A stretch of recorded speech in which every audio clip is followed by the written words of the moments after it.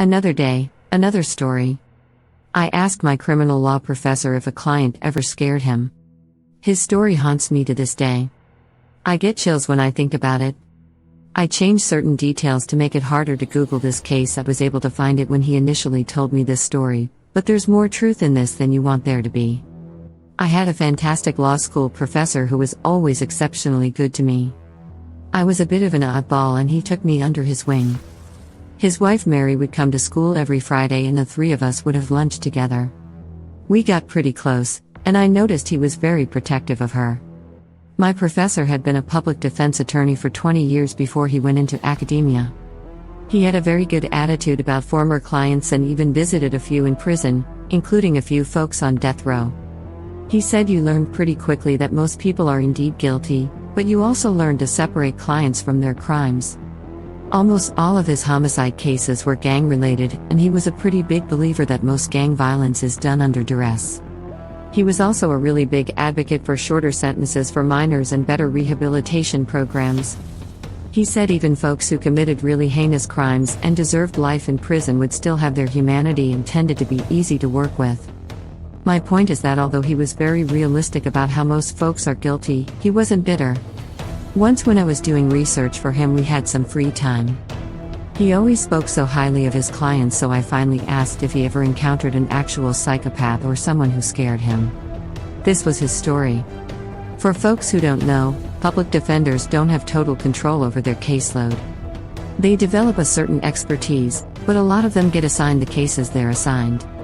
Anyway, he got assigned a homicide case that was pretty fucking brutal. A woman has been mutilated while still alive, assaulted, and violently murdered.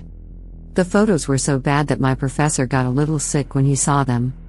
What's worse is that it was almost certainly tied to two other cases with women who had also been mutilated, assaulted, and killed. They had no physical evidence, but they narrowed down a suspect who became my professor's client. The thing is, this client did not seem like the type. My professor had learned pretty early on that violent psychopaths usually have a trail violence in their history before they graduate to murder. He also noted that usually conventionally successful psychopaths did not commit violent crimes because they had worked so hard to acclimate without letting the mask slip. It should also be noted that before this story, he didn't actually believe in a mask. He found his clients were pretty upfront with him about what crime they committed and why. He said most people who lied to him were pretty stupid.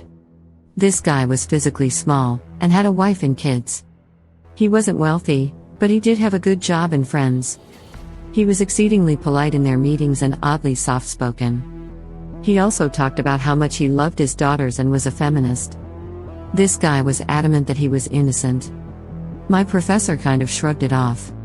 He didn't spend much time analyzing if someone was innocent or guilty, but rather what facts could be proven in court. Everything else was a waste of time. Something about this guy and the crime he had committed didn't make a lot of sense to my professor. Not only that, but the state had virtually no solid evidence. As time went on, my professor genuinely started to believe his client might be innocent and started going super hard on this case. He got a witness barred from testifying, which really rattled the prosecution. One of the things that convinced my professor the most of his client's innocence was the way his client responded to seeing photos of the victims. They were going to be shown in court and my professor wanted him to be prepared. The guy looked like he was going to throw up. He bent over a trash can and looked distraught. He also just started rambling like he was experiencing a genuine, authentic trauma response. He just went off about how the girl's ear was torn off and he kept imagining his wife in that position. He said something a little odd though. I don't know why, but the fact that all the victims are blonde and my wife is brunette is getting to me. What if it could have been her if she had dyed her hair a different color? My professor stared at him with an open mouth, and for a moment he stopped being his attorney and was just a human.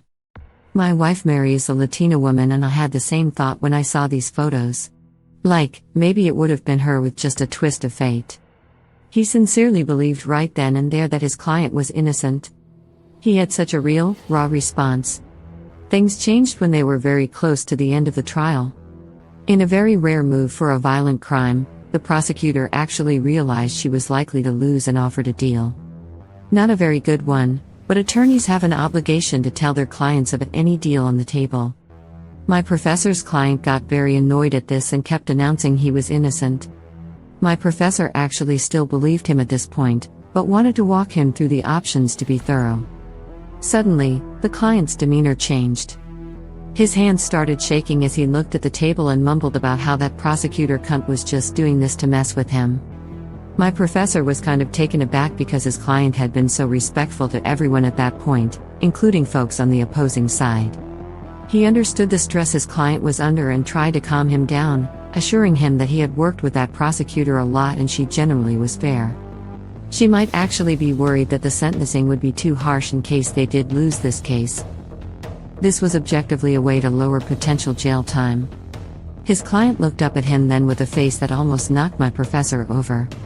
My professor described his eyes as completely void and lifeless, like his client was looking straight through him. According to my professor, he hasn't really believed in evil until that day. He believed humans were complicated and could do monstrous things, but he didn't believe that anyone was evil. After this moment, he had a crisis and was shaken to his core. My professor stuttered something about how he just wanted to look at the specifics of the deal to make an educated choice, and his client cut him off. Then, all of a sudden, it was like the old version client was back. He was immediately back to the timid, small man who spoke of how much he loved his wife and was a feminist for his daughters. My professor was shaken though, and my client noticed. He grew increasingly hostile and started questioning every decision my professor made.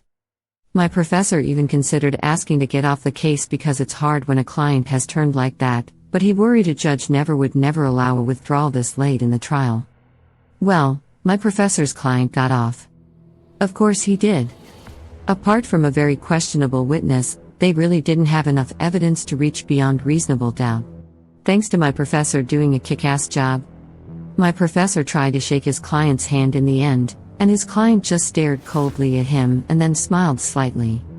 He mumbled something about how he would never forgive my professor for making a decision he disagreed with.